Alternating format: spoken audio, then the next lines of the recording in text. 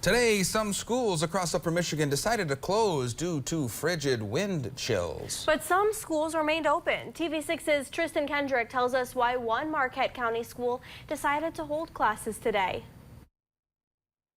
Even though wind chill values today were well below zero in parts of Marquette County, Gwinn Area Community School students still had class. Superintendent Sarah Croney says the reason her schools were open was because the district's threshold wasn't met. The threshold is wind chills of 25 to 30 below zero. We have about 355 square miles, so you may have just one portion of the district that might be on the line, and yet by 6 o'clock that's going to be even better.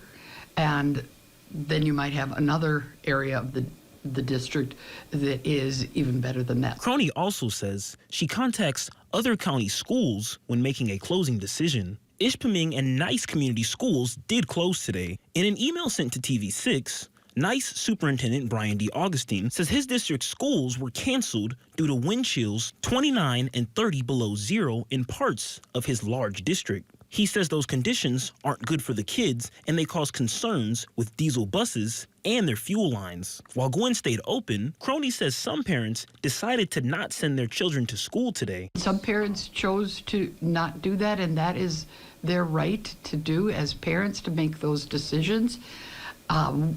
We have great attendance, though, today. We really do. Croney says even though some kids normally walk to school, today she saw a larger than usual number of kids being dropped off. Dressing for the occasion, that was not an issue.